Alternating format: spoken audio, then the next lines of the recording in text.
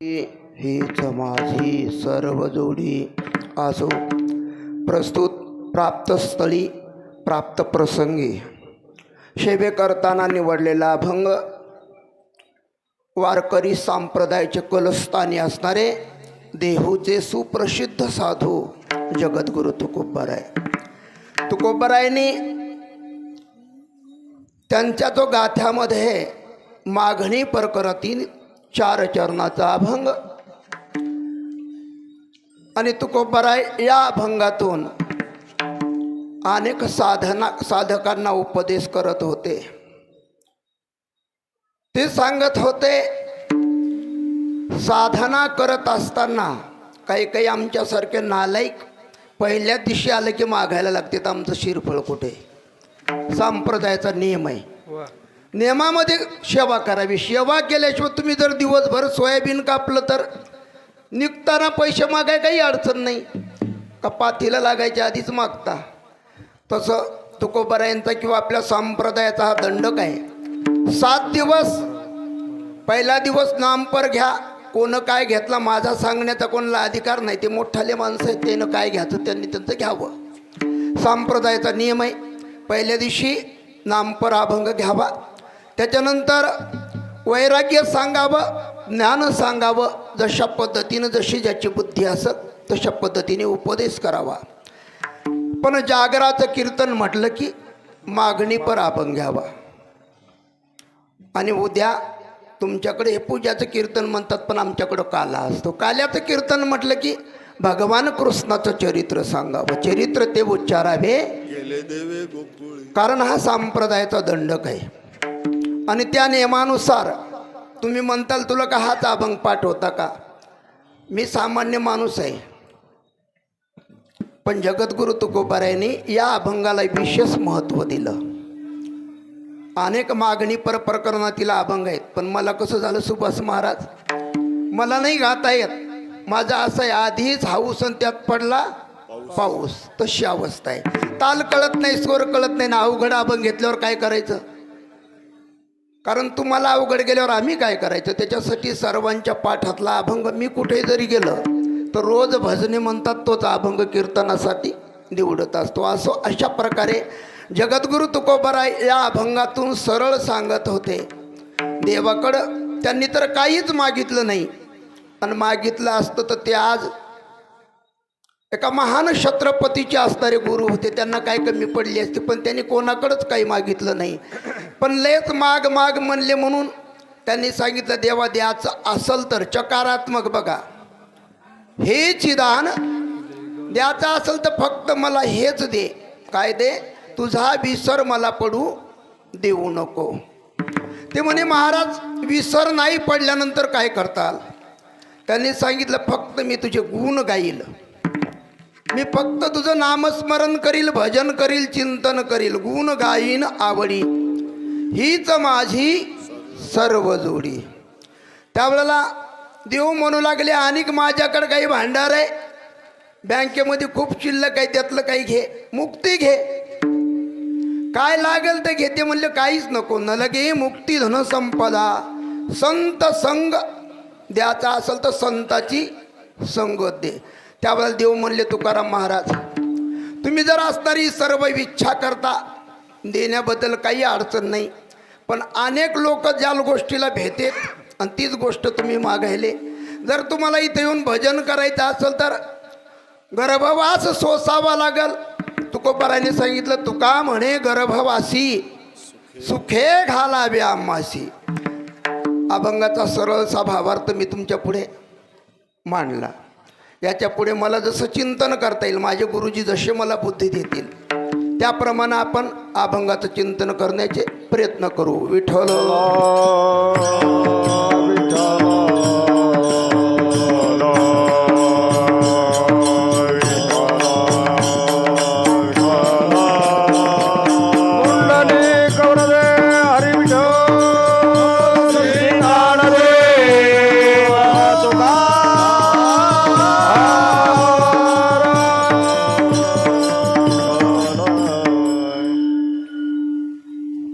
हे चिदान देगा देवा तुझा विसर न व्हावा. नमो विठ्ठला राजया पांडुरंगा, नमो रुक्मिणी माऊली ज्ञानगंगा, नमो पुंडलिका, नमो चंद्रभागा. नमस्कार माझा रुक्मिणी पांडुरंगा. पांडुरंगा पांडुरंगा करो, पांडुरंगा करो, पांडुरंगा करो प्रथम नमन. पांडुरंगा करो, पांडुरंगा करो, पांडुरंगा करो प्रथम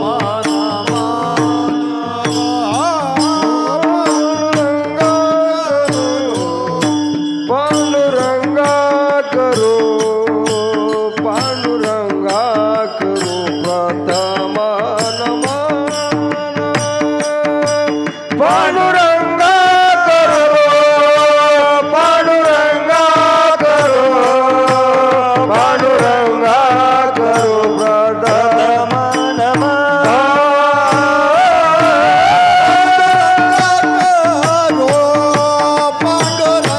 पांडुरंगा करो, पांडुरंगा करो प्रथम नमन.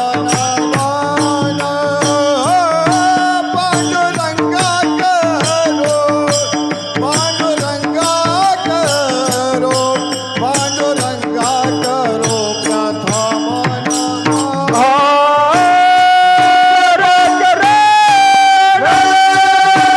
संताची दुसरे चरण, संताची दुसरे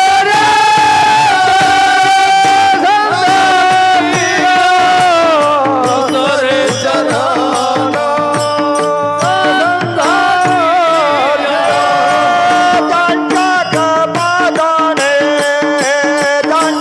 कृपादाने, त्यांच्या कृपादाने कसे जावे सारो.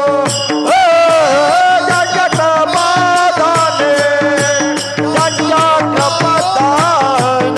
त्यांच्या कृपादाने कसे जावे सारो.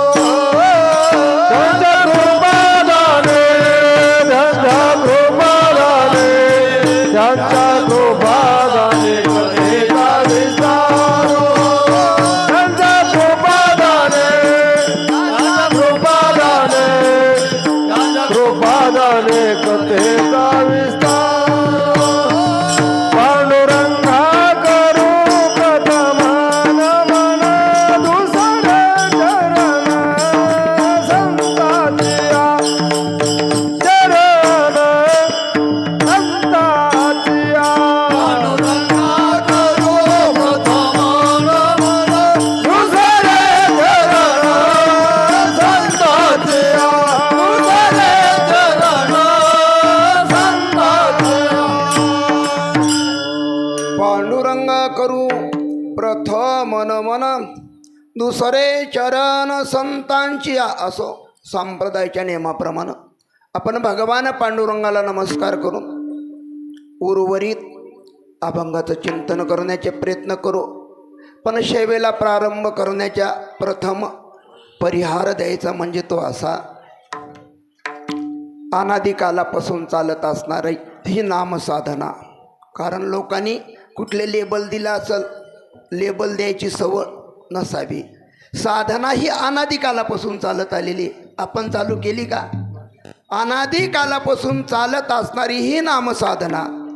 आणि त्या नामसाधनेमध्ये आपल्या असणाऱ्या ज्ञानेश्वर नगर, त्या असणाऱ्या महान पुण्यभूमी क्षेत्राच्या ठिकाणावर हनुमंदिराच्या प्रांगणामध्ये या असणाऱ्या अखंड हरिनाम सप्ताहातील शेवटची माझ्याकडं असणारी सेवा आलेली आहे. आमच्याकडं 7व्या दिवसाची म्हणतो, तर आपण 6व्या दिवसाची म्हणू. 6व्या दिवसाची सेवा माझ्यासारख्या एक पामर जीवाकडं आली. बघा महाराज, माणसाला महाराज बनणं, कीर्तनकार बनणं, माळकरी बनणं, साधू बनणं, वैष्णव बनणं लय लांबचं राहिलं.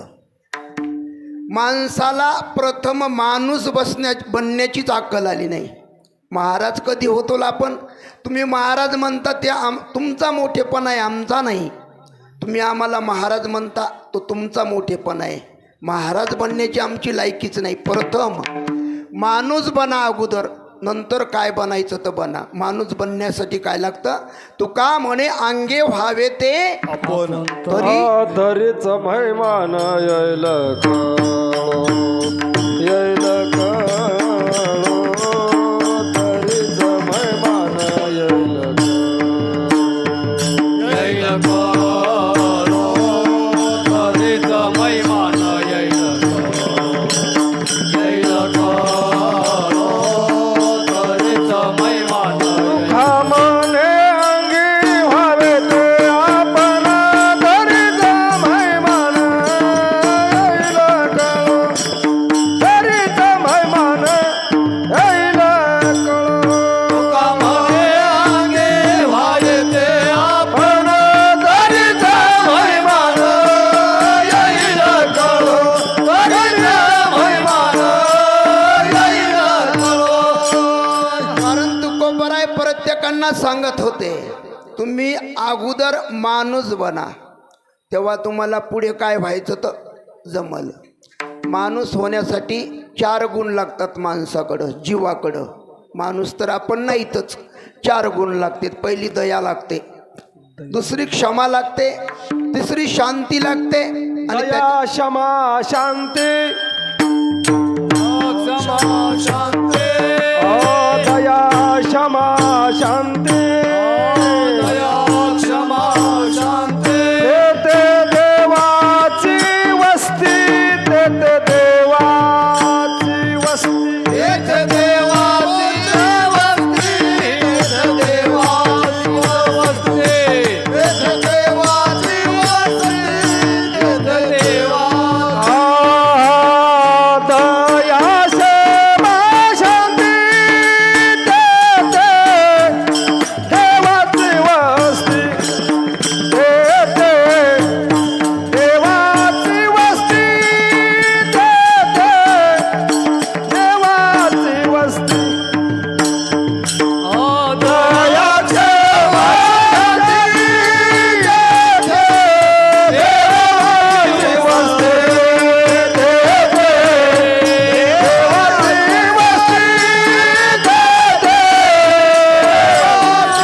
वस्ती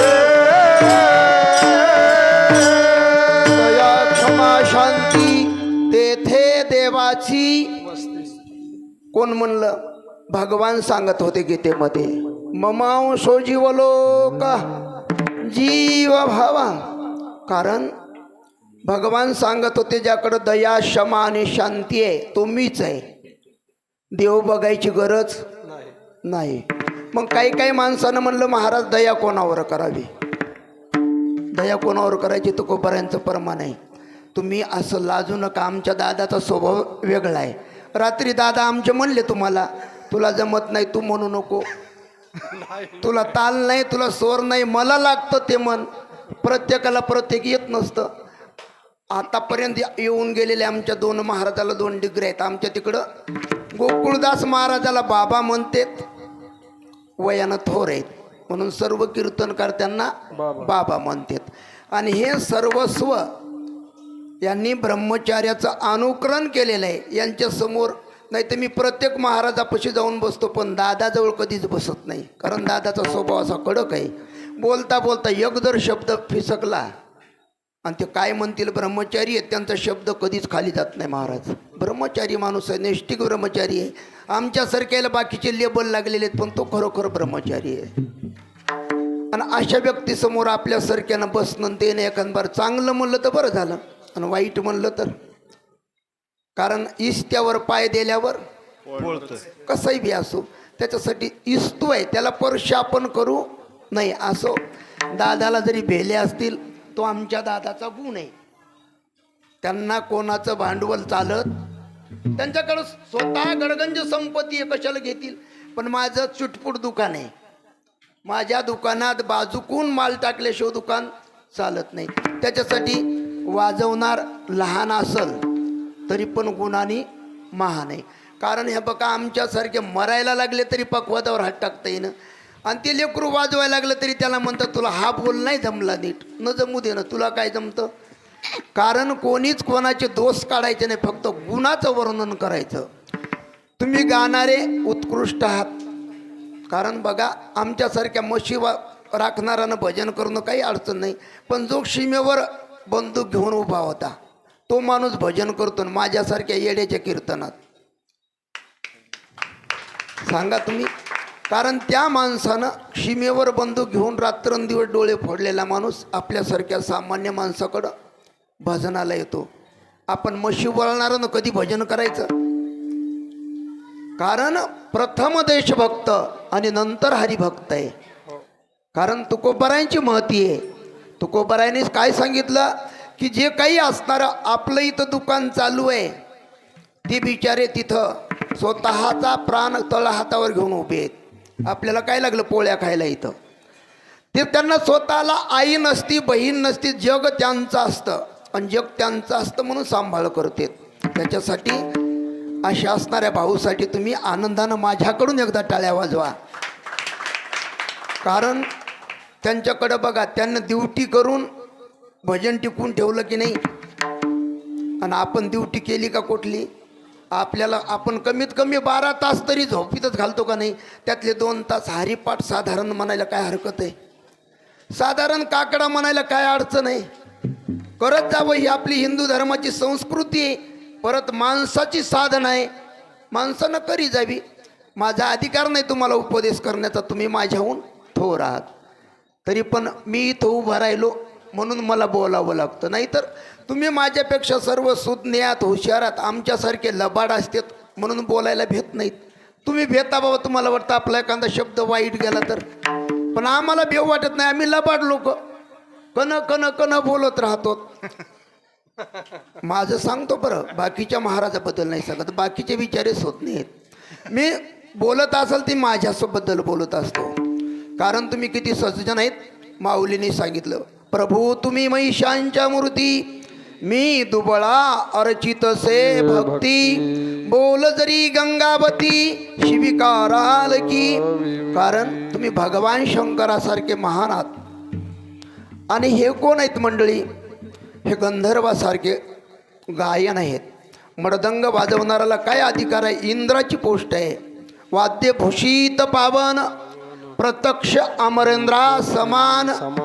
कारण कोणाला कमी रेखू नका, आणि तुम्ही पण कमी नाहीत. पण तसं अनुकरण केलं तर, नाही तर मग आपण आपल्यापेक्षा बाकीचे लोक, बाकीचे जीव कितीतरी चांगले.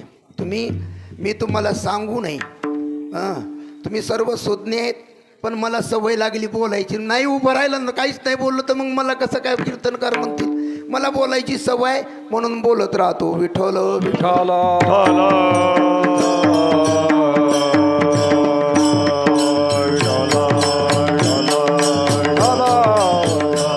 असो, आपण सरळसा अभंगाचं चिंतन करू. अभंग तुकोबारायांनी हाच का लिहिला असेल, अभंग लिहिण्याचं काय गरज पडली असेल त्यांना. कारण तुकोबाराय हे काय तुमच्या आमच्यासारखे सामान्य नव्हते. कारण ज्याच्या घरामध्ये वारकरी, कीर्तनकार, भजन्या जन्माला जर यायचं असेल, त्याची आईची कूस पण पवित्र लागते.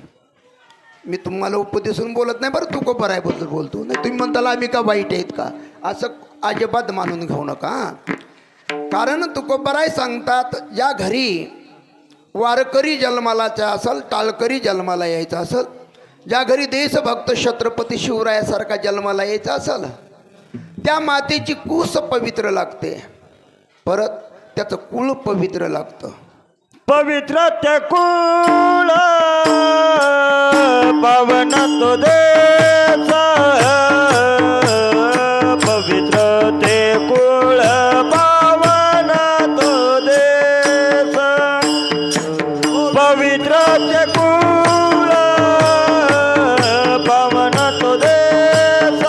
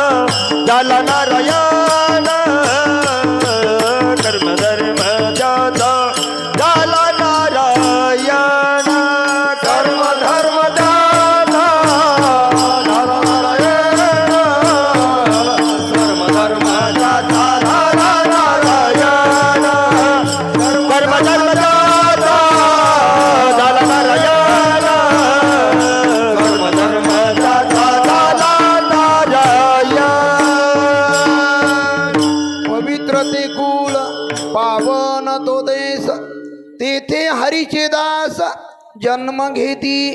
कारण तुकोबरायांचं मत आहे, जे कुळ पवित्र आहे, जी आई पवित्र आहे, अशा आईच्याच कुशीमध्ये असं रत्न जन्माला येतं.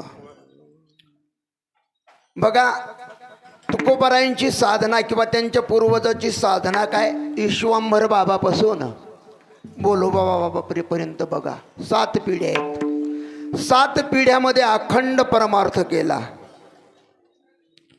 कसा परमार्थ केला त्यांनी? त्या काळामध्ये काय आपल्यासारखे एसट्या नव्हत्या, जिबा नव्हत्या, रेल्वे नव्हत्या, पायीवारी करत होते. कुठून करायची पायीवारी? देहूवरून पंढरपूरची पायीवारी करायची. एवढी त्यांनी असणारी तपश्चर्या केलेली. त्या ठिकाणावर ईश्वंभर बाबा हे असणारे त्यांचे पूर्वज, मूळ पुरुष किंवा त्यांच्या वारकरी संप्रदायाची पहिली पताका खांद्यावर घेतलेले ईश्वंभर बाबा. ईश्वंभर बाबा पंढरपूरची वारी करत होती. ईश्वंभर बाबाचं 80 वर्षाचं वय झालं. शरीर थकलं, वारीमध्ये खंड पडतो, वयाच्या मानाने आजार जडला आणि एकादशी जवळ येऊन ठेपली. ईश्वंभर बाबा खाटेवर पडलेले होते आणि ईश्वंभर बाबा भगवंताचं चिंतन करत होते. देवा, माझी असणारी वारी बंद पडते, माझी असणारी साधना बंद होते. त्यावेळेला ईश्वंभर बाबाला नेमका डोळा लागावा आणि भगवान त्यांच्या स्वप्नामध्ये आले आणि दृष्टांत दिला. तुमची जी असणारी आंबराईची शेती आहे आणि त्या शेतीमध्ये मी रात्री येणार आहे, तू सकाळी दर्शनाला या. ईश्वंभर बाबा झोपेतून खडबडून उठले आणि त्यांनी आपल्या पत्नीकडे हे गाऱ्हाणं मांडलं. हे बघा, गाऱ्हाणं मांडायचं तरी कोणाकडं मांडावं हे पण मांडलं पाहिजे. आमच्यासारख्या महाराजांना जर कीर्तनाला जायचं असेल तर घरी सांगून येऊ. आपण जर म्हटलं मला कुठंतरी कार्यक्रम आहे तर तुमचं चांगलं आहे, तुम्ही नका हसू, तुमचं सर्वांचं चांगलं आहे, माझं सांगतो. हां, बॅग आपण माघारीत उठून निघून यावं आणि परवानगी काढायची झाली तर विक्षेप येतो. पण त्यांचं तसं नव्हतं. त्यांनी सांगितलं, अगं रात्री माझ्या स्वप्नामध्ये भगवान आले आणि आपल्या आंब्याच्या मळ्यामध्ये भगवंत आलेले आहेत. तुकोबरायांच्या पूर्वजांना किती आंब्याचे मळे होते, किती मळे होते एकूण? तुकोबरायांच्या घरी 7,500 एकर जमीन होती. असं माझ्यासारखं 2-4 एकर खराबड नव्हतं. आणि वारकरी वारी व्हायला कारण ते असणारे त्या पुण्याच्या भागातले एक शाहूकार, एवढे श्रीमंत घराणा होता तो. आमच्यासारखे लागले सांगाय तुकाराम महाराजाला भाकरीत नव्हत्या घाला फाटक्या. तुकोबरायाबद्दल असं नीच शब्दामध्ये बोलणं, आपल्या तोंडामध्ये किडे पडतील. काय अधिकार त्यांचा? आणि त्या तुकाराम बाबाच्या, ईश्वंभर बाबाच्या स्वप्नामध्ये पांडुरंग आले आणि पांडुरंगाने सांगितलं, मी तुझ्या आमराईमध्ये सकाळी दिंडी गेली, त्या ठिकाणावर बुक्का पडलेला आहे, तुळशी मंजुळा पडलेला आहे, त्या ठिकाणाहून भगवान पांडुरंगाची आणि माता रुक्मिणीची मूर्ती आणली. ती अद्याप देहूमध्ये तुकोबरायांच्या जुन्या वाड्यामध्ये. पाहिला ना जुना वाडा तुकोबरायांचा? तिथं भगवंताची मूर्ती ईश्वंभर बाबाच्या हातची आहे. आणि तेव्हापासून त्यांचा परमार्थ चालू होता. मधला भाग सांगणार नाही, नाही तर त्याची वंशावळी सांगण्यात माझं कीर्तन संपल. तिथून त्यांचा असणारा तो वारीचा नियम चालू होता. कुठपर्यंत आला? बोलोबा बाबापर्यंत. बोलोबा बाबा वारीला जायचे आणि वारीला जात असताना आई साहेबांना म्हणायचं, काही काही कणकाई मातेने आई साहेबांनी म्हणायचं, हे बघा तुम्ही आमिषा जाता आणि घरी आल्यावर वर्णन करून सांगता. काय म्हणत होते ते सांगत होते. काय सांगू तुला भगवंताचं रूप? कसं आहे रूप? रूप सावळे सुकुमार. परत असं त्यांचं असणारं पूर्ण रेखीव वर्णन करून सांगत होते. सुंदर ते जाण उभे विठेवारी, सुंदर ते जाण उभे विठेवारी, सुंदर ते जाण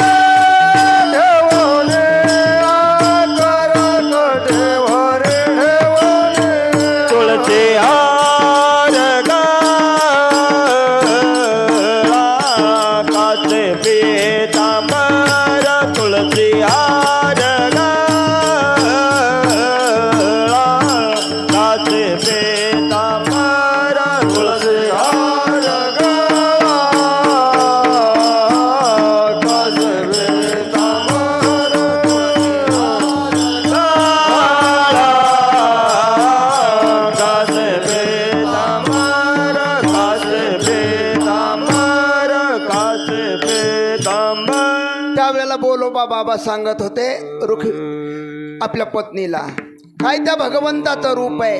कारण सुंदर ते ध्यान उभे विटे बरी. कारण भगवान ध्यान कसं आहे भगवंताचं, सुंदर म्हणजे चांगलं. नाही तर काही काही लोकांनी वेगळा अर्थ लावला. चांगलं ध्यान आहे भगवंताचं. आणि ते असणारे विटेवर उभेत, कटेवर राहत आहेत असं ज्या वेळेला वर्णन करून सांगत होते. एके दिवशी आईसाहेबांनी हट्ट धरला, अहो तुम्ही हमेशा जाता, प्रत्येक वारीला जाता, माझी पण इच्छा आहे एक वेळेस भगवंताचं दर्शन घ्यावं. त्यावेळेला बऱ्याच वाऱ्या झाल्या पण बाबांनी नाकारच द्यायचे.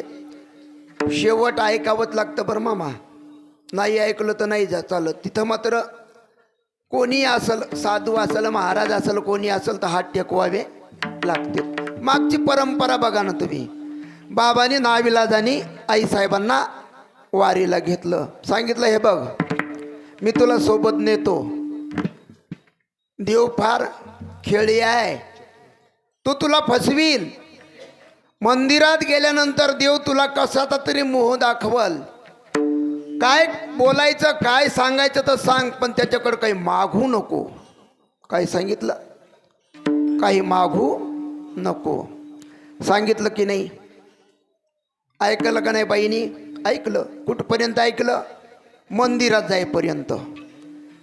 पुढे बाबा गेले, बाबांचं दर्शन झालं. त्यावेळेला भगवंताची मान अशी खाली वाकलेली होती. 7 पिढ्याचा परमार्थ आणि एवढं ऋण त्याच्या डोक्यावर होतं.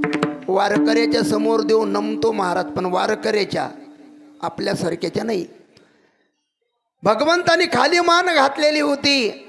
बाबांनी दर्शन घेतलं आणि बाबा पुढे पुढे गेले ना आईसाहेब आल्या. आईसाहेब दर्शन घेऊ लागल्या. तेवढ्यात भगवंत म्हणले, कनकाई मला असं वाटतं तुमचं थोडी झोळी रिकामी आहे, तुम्ही काहीतरी घ्यावं. ती म्हणे भगवंता मला काय कमी आहे, मला असं वाटतं की एक वारकरी मुलगा माझ्या पोटी जन्माला यावा. कोणी मागितलं? आईसाहेबानं. आणि हे नेमक्या दर्शन घेऊन निघतात आणि बाबानं माग वळून पाहिलं तर भगवंत ताटमान करून बघू लागला. किती वेळ गेला? 4 पांड पुढे गेले ना मागं वळून पाहिलं तर भगवंतानी वर मान केली. त्यावेळेला आईसाहेबांना त्यांनी विचारलं तू काय मागितलं? ती म्हणे मी मागतच नव्हते, पण ते माग म्हणत होते म्हणून मी मागितलं. काय मागितलं? ऐसा पुत्र व्हावा गुंडा, त्याचा त्रिलोकी झंडा, असा मुलगा दे. कसा दे? असा आपल्यासारखा का? तसा तुकोबरायांकडे किंवा मारुती रायाकडे बोट केलं आईनं. असा मुलगा व्हावा गुंडा. त्यावेळेला भगवंतानी सांगितलं काही अडचण नाही, तू म्हणते तसा मीच तुझ्या कुशीमध्ये अवतार घेईल.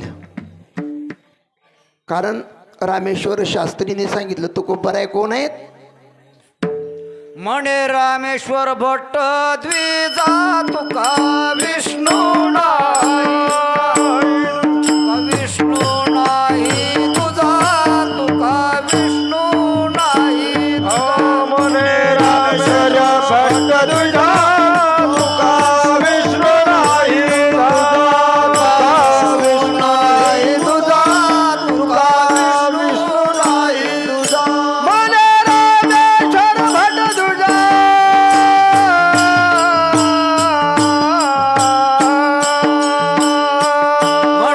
रामेश्वर भट्ट द्विजा तुका विष्णू नाही तुझा, तुका विष्णू नाही तुझा, तुका विष्णू नाही. मने रामेश्वर भक्त तुझा, मने रामेश्वर भक्त तुझा, तुका विष्णू नाही तुझा, तुका विष्णू नाही तुझा, तुका विष्णू नाही तुझा.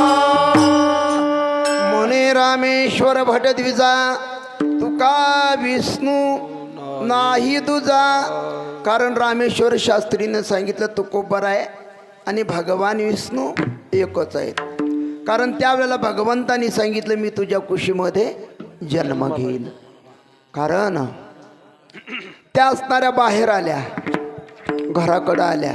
कारण त्या बोलोबा काकाच्या घरी तिन्ही देव अवताराला आले.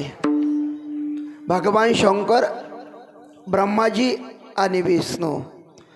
त्यांना 3 मुलं झाले. बाकी विस्तार लय लांब सांगणार नाही, आपलं असणारं लांब खाली जाईल.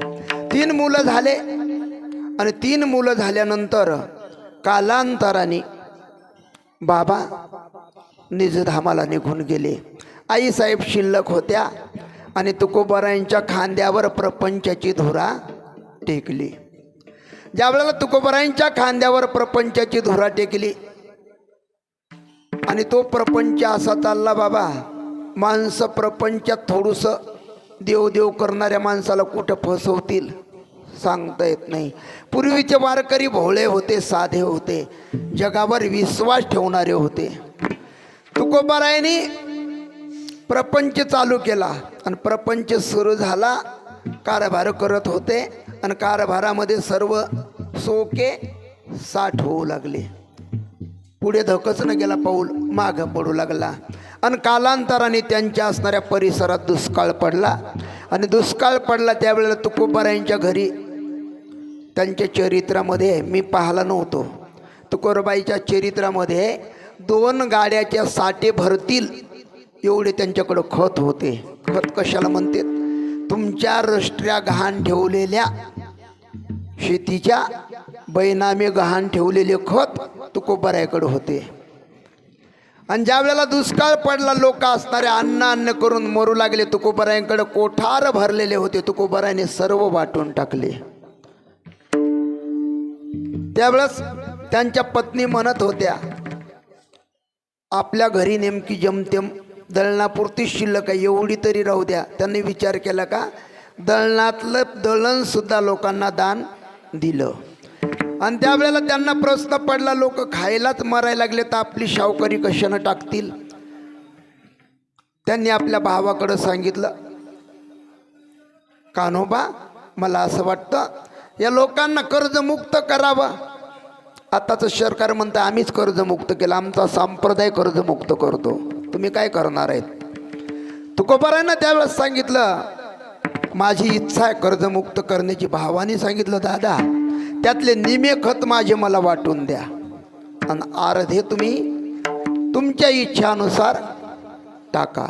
त्यावेळेला तुकोबारायांचा नाविलाज झाला आणि तुकोबारायांनी इना उचलला आणि भामचंद्र नावाच्या डोंगरावर जाऊन बसले. भजन करत होते. 6 दिवस गेले, एका पाठी एक 6 दिवस लोटले. तुकोबाराय घरीच आले नाहीत, अन्नाचा कण शिल्लक नाही. आणि अशा वेळेमध्ये तुकोबारायांच्या घरी खाण्याकरता आणलेलं काही लोकांचं कर्ज होतं. त्या कर्ज वसुली करता दारामध्ये 12 गाड्या सुटल्या होत्या महाराज. 12 गाड्या रिकाम्या होऊन सुटल्या होत्या. कशाला आल्या त्या? तुकोबारायांची घरी एवढी श्रीमंती होती, एवढे तांब्याचे, पितळीचे, काश्याचे भांडे होते. तेवढे भांडे 12 गाड्या भरून त्या लोकांनी नेल्या.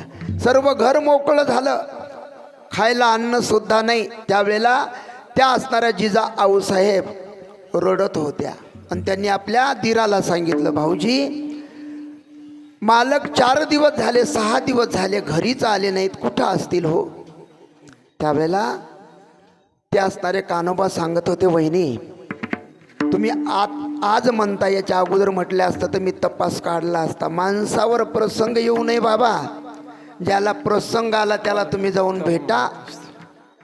ज्या वेळेला माणसाकडे शिपभर अन्न नसावं आणि सक्का जरी एखादा भाऊ असेल आणि त्याच्याकडे जर गडगंज संपत्ती असेल, ते पण दारात उभं करत नाही. माझा स्वतःचा अनुभव सांगतो किंवा शास्त्र असं सांगतो ते पण सांगतो. नाविलाज झाला. त्यावेळेला कान्होबानी सांगितलं, वहिनी मी आज दादाचा तपास काढतो. आणि कान्होबानी एक मित्र घेतला त्यांचा सोबती. कोण होता तो? जगनाडे नावाचा तेली होता. आणि त्या जगनाड्याला सोबत घेतलं आणि असणारे तुकोबारायांचा शोध घेण्यासाठी पुण्याला आले. त्यांना म्हटलं सासरवाडीला गेले असतील, गरिबीनं पिडलं माणूस शेवटी सासरवाडीत जातं, सासरवाडीत गेले असतील म्हणून ते असणारे आप्पा गुळव्याच्या घरी आले त्यांच्या सासऱ्याकडं. आणि त्याच्या सासऱ्याला विचारलं, दादा आले का? त्यांनी सांगितलं आमच्याकडं नाही आले. ते म्हणे दादा 6 दिवस झाले बाहेर गेले. ते म्हणे बघा मग तुम्ही तुमचा लावा तपास. सासरा होता. लोक म्हणले सासऱ्याकडे जावं दुष्काळीत. सासरा होता तुकाराम महाराजाचा. तुमचे सासरे तर कव्हा विचारतील हो. तुकोबारायांचा सासरा होता. त्यांनी सांगितलं तुमचं तुम्ही बघा. नाविलाजाने तो कान्होबा आणि तो संताजी जगनाडे तुकोबारायांचा शोध घेत घेत भामचंद्र नावाच्या डोंगरावर आले. आणि तुकोबाराय त्या ठिकाणावर विठ्ठल विठ्ठल असं चिंतन करत बसलेले होते. त्यावेळेला कान्होबांनी कडकडून मिठी मारली आणि सांगितलं दादा आपल्या घरी एवढी भीषण दुष्काळ आहे. अन्न अन्न करून असणारे लेकरं तर पडतात आणि तुम्ही घर सोडलं. ते म्हणे काय करू मी तिथं राहून. मी काय करणार होतो. मी कुठं कमवत आहे का. मी माझं सावकाश भजन करतो. मला आता त्या मोहामध्ये पाडू. त्यांनी सांगितलं असं नाही. वहिनीनी डोळ्यात प्राण आणला आणि तुमची वाट बघत आहे. त्यावेळेला तुकोबाराय घरी आले. घरी आले आणि सर्वांचं समाधान केलं, सांत्वन केलं. आणि एवढी अडचण होती त्यांची. किती अडचण होती. एवढी अडचण होती.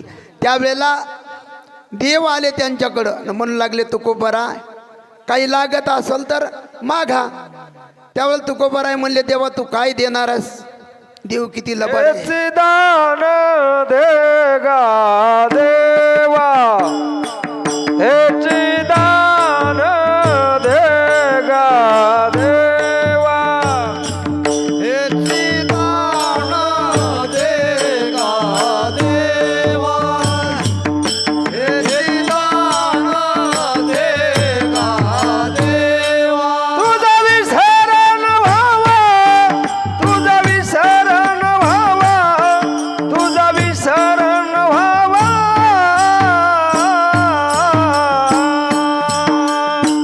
गुण गायन आवडी गुण गायन आवडी तुझा विसरण व्हावा तुझा विसरण व्हावा गुण गायन आवडी गुण गायन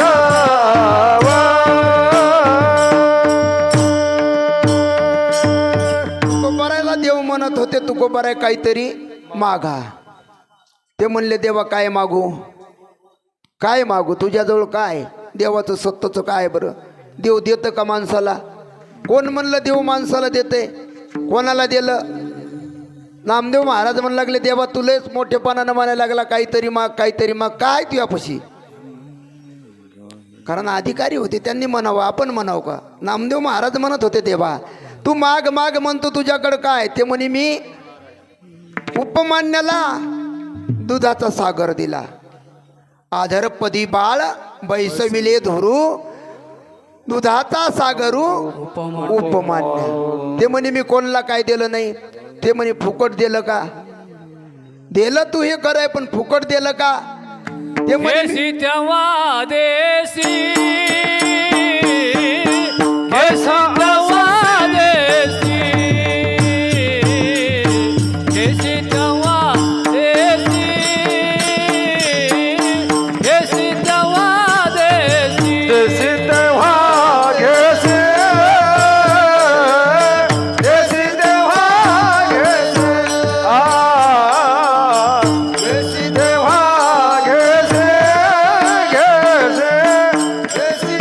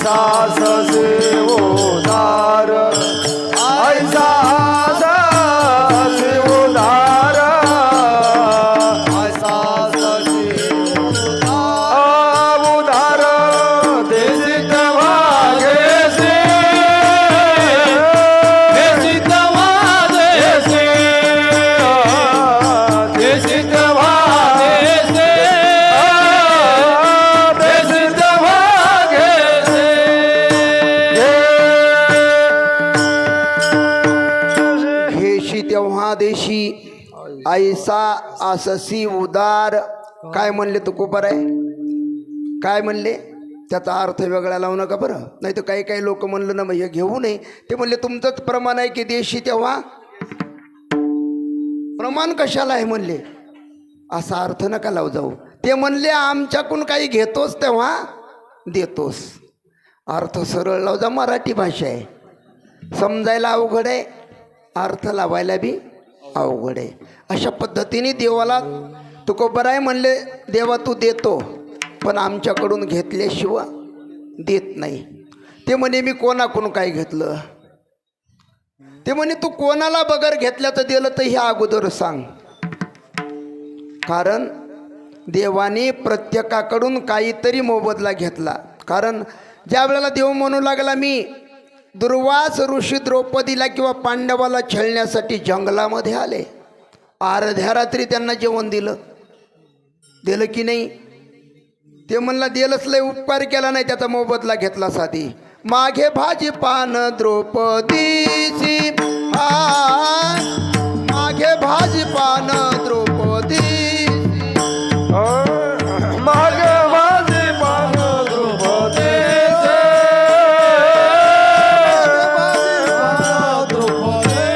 सागरी काय न मिळे सियान, विजय झाले देवा घरी काय न मिळे सियान, अधुराला विजावे नवीन तुझा. मागे भाजी पान द्रौपदीचे, मागे भाजी पान द्रौपदीचे, मागे भाजी पान द्रौपदीचे, मागे भाजी पान द्रौपदीचे. त्यावेळेला तुकोबारायने सांगितलं देवा तू दिलं पण तिच्याकडून भाजीचं पान तरी त्याच्या मोबदल्यात घेतलं. आता लोक काही काही म्हणतात आपण काही न देता देव आपल्याला फुकट देतो. दिलं महाराज, कोणला दिलं? कोणलाच नाही दिलं. लोक म्हणले आपल्याला एवढं मोठं शरीर फुकट मिळालं. फुकट नाही मिळालं, अगोदर त्याच्यासाठी प्रयत्न करावं लागले. म्हणले आम्ही काहीच प्रयत्न नाही केले पण फुकट मिळालं. ते आपल्याला कळालं नाही म्हणून फुकट वाटायले. हा जो आपल्याला शरीर मिळालं, जन्मोजन्मी आम्ही बहुपुण्य केले, तेव्हा या विठ्ठले कृपा केली. फुकट नाही दिलं. आम्ही पाठीमागच्या जन्मामध्ये पुण्य केलं, त्या पुण्याचा संच झाला आणि त्याच्या मोबदल्यात आम्हाला नरोदय प्राप्त झाला. देवाचे किती उपकार आहेत. पुण्य जमा करून तरी पण काही काही शावकारांना शावकार्यामध्येच बुडवून घेतलं. तसं केलं का? देव मात्र तेवढा पक्का आहे, आपलं शिल्लक असलं की देतो. देवाने देताना कोणालाच काही कमी दिलं नाही. आणि जर कमी दिलं असेल ना तर त्याची काय अवस्था झाली मी तुम्हाला एक लहानसा दृष्टांत सांगतो, म्हणजे तुमच्या लक्षात येईल. विठ्ठल विठ्ठल